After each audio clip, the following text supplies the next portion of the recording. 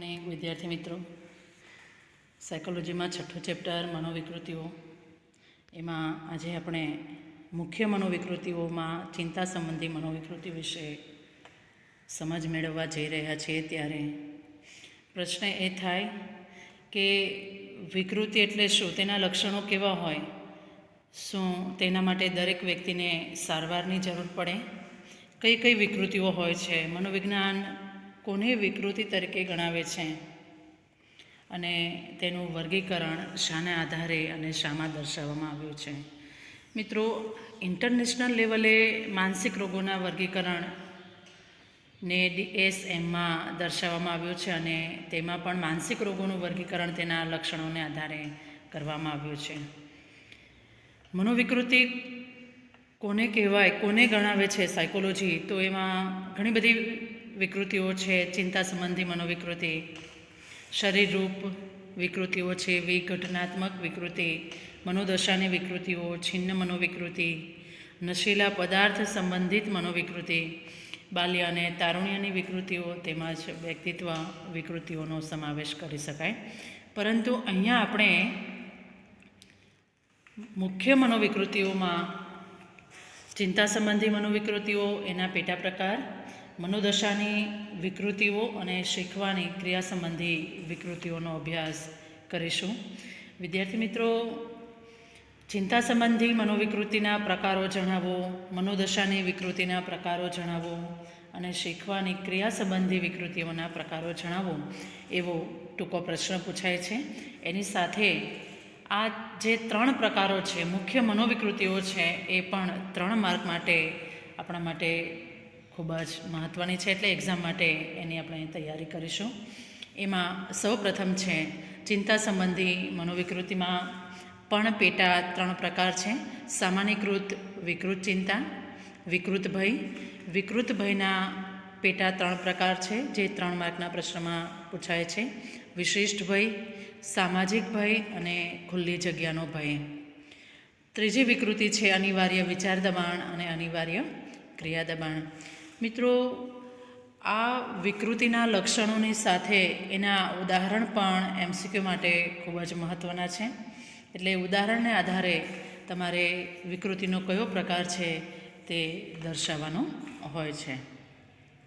એમાં આપણે ચિંતા સંબંધી વિકૃતિઓમાં થોડી પ્રાસ્તાવિક ચર્ચા કરીએ તો સામાન્યકૃત વિકૃત ચિંતા, વિકૃત ભય અને અનિવાર્ય વિચારને ક્રિયા દબાણ તો ખરા જ, જેમાં ચિંતાના સ્પષ્ટ અને જોઈ શકાય તેવા લક્ષણો હોય છે. એ ઉપરાંત ટૂંકા પ્રશ્નમાં પૂછાય છે ચિંતા સંબંધી વિકૃતિને સૌમ્ય મનોવિકૃતિ તરીકે પણ ઓળખવામાં આવે છે. એટલે આ વિકૃતિમાં વ્યક્તિની વિચાર, ક્રિયા, લાગણી અને મનોવ્યાપારો તેમજ સામાજિક વ્યવહારો છે એ થોડા પ્રમાણમાં કે થોડા સમય માટે ખોરવાઈ જતા હોય છે. એના નામ પ્રમાણે જ છે સૌમ્ય મનોવિકૃતિ. મિત્રો, પ્રસંગોપાત ચિંતાનો અનુભવ એ મારા ને તમારા આપણા જીવનની એક સામાન્ય ઘટના છે કે કોઈ કાર્યને પૂર્ણ કરવામાં કોઈ અવરોધ આવતો હોય, એક્ઝામનો સમય નજીક હોય, જીવનમાં કોઈ અગત્યના નિર્ણયો લેવાના હોય, તો આવી પરિસ્થિતિમાં ચિંતાનો અનુભવ આપણને સામાન્ય રીતે થતો હોય છે. એટલે એના પરથી કહી શકાય કે ચિંતા એક સામાન્ય માનસિક અનુભવ છે, પરંતુ એ વિકૃતિમાં ક્યારે પરિણમે, તો ચિંતાનું પ્રમાણ સામાન્ય સ્તરથી જ્યારે વધી જાય ત્યારે તે વિકૃતિ બને છે. એટલે ચિંતાની વિકૃતિથી પીડાતી વ્યક્તિ ધારે તો પણ, ઈચ્છે તો પણ પોતાનામાંથી ચિંતાને દૂર કરી શકતી નથી, તેમાંથી મુક્ત રહી શકતી નથી. અને આત્યંતિક ચિંતાનો અતિરેક તેના રોજબરોજના કાર્યો જેવા કે પોતાનો વ્યવસાય છે, કૌટુંબિક બાબતો છે, પોતાની ફરજો છે, શાળાની પ્રવૃત્તિઓ છે, ઉપરાંત અન્ય સાથેના સંબંધો ઉપર પણ નિષેધક અસર એની થતી હોય છે. હવે આપણે 3 માર્કના મહત્ત્વના પ્રશ્ન તરફ આવીએ. સામાન્યકૃત વિકૃત ચિંતા, જેમાં આ ચિંતાને મુક્ત રીતે તર્યા કરતી ચિંતાના નામે પણ ઓળખવામાં આવે છે. મિત્રો, આ વિકૃતિમાં વ્યક્તિ કોઈ ચોક્કસ બાબત કે પરિસ્થિતિના સંદર્ભમાં ચિંતા અનુભવતી નથી. એટલે સૌપ્રથમ જે ટૂંકા પ્રશ્નમાં પૂછાય છે કે જનરલ એનેક્સાઇટી ડિસઓર્ડર તરીકે ઓળખાય છે અને મુક્ત રીતે તર્યા કરતી ચિંતા જે MCQ માટે મહત્ત્વની છે. વ્યક્તિ ઘણીવાર પોતે ચિંતાના ઉદ્ભવ માટે જવાબદાર કારણોથી અજાણ હોય છે. સાયકોલોજિસ્ટોએ જે કંઈ એમણે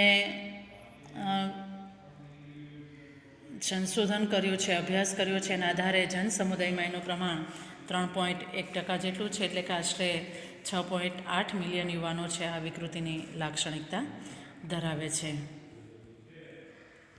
મિત્રો, ભારતમાં પણ તેનું પ્રમાણ વધારે છે, જેમાં પુરુષોની સરખામણીમાં સ્ત્રીઓમાં આ વિકૃતિનું પ્રમાણ છે વધારે જોવા મળે છે. બીજો એક ટૂંકો પ્રશ્ન છે, સામાન્યકૃત વિકૃત ચિંતાના લક્ષણો છે DSM-5માં દર્શાવવામાં આવ્યા છે. હવે કયા લક્ષણો છે? તો કે કોઈ પણ વિષય, ઘટના કે પ્રવૃત્તિ વિશેની ચિંતાનો અતિરેક સતત 6 મહિના સુધી રહે તો એ ચિંતા છે વિકૃતિમાં પરિણમે છે. બીજું લક્ષણ છે, એને ચિંતા થાય છે, સતત તેની હાજરી છે છતાં વ્યક્તિ ઈચ્છે તો એ ચિંતા પર નિયંત્રણ કરી શકતી નથી. કેટલાક શારીરિક અથવા બોધનાત્મક લક્ષણોમાંથી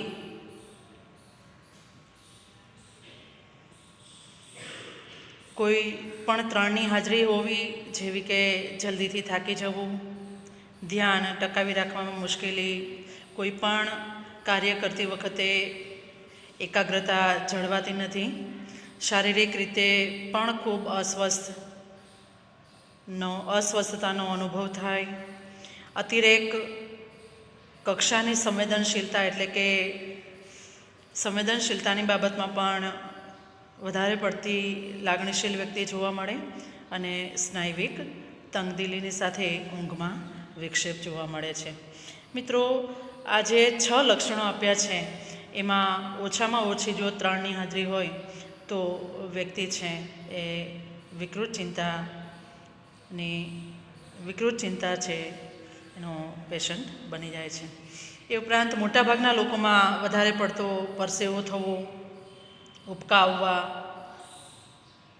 ડાયરિયા થઈ જવા, શરીરમાં ધ્રુજારી થવી, શ્વાસ લેવામાં તકલીફ થવી, હૃદયના ધબકારા વધી જવા, વારંવાર શરદી થવી, બેભાન થઈ જવું જેવા શારીરિક લક્ષણો પણ જોવા મળે છે.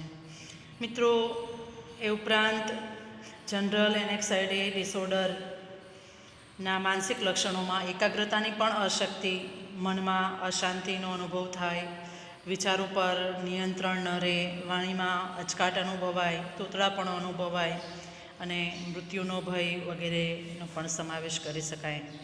વિદ્યાર્થી મિત્રો, એક વાત ખાસ ધ્યાન રાખો કે અહીંયા વ્યક્તિ છે એ જે કંઈ લક્ષણો અનુભવે છે એ લક્ષણોમાં સામાન્ય લક્ષણો કયા ગણાવી શકાય અને વિકૃત ચિંતાના લક્ષણો કયા છે એ ખાસ ધ્યાનમાં રાખવું.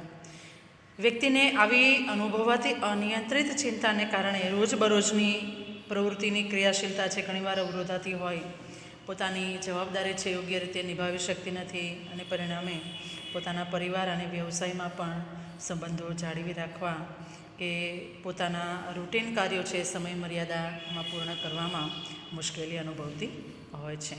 ત્યાર પછી એનો બીજો પ્રકાર છે વિકૃત ભય, જેને આપણે ફોબિયા કહીએ છીએ. એના પેટા પ્રકારો આપણે જોઈ લઈએ. વિશિષ્ટ ભય, સામાજિક ભય અથવા તો સામાજિક ચિંતાની વિકૃતિ અને ખુલ્લી જગ્યાનો ભય, જેની વિસ્તૃત ચર્ચા છે આપણે હવે પછીના વિડીયોમાં કરીશું.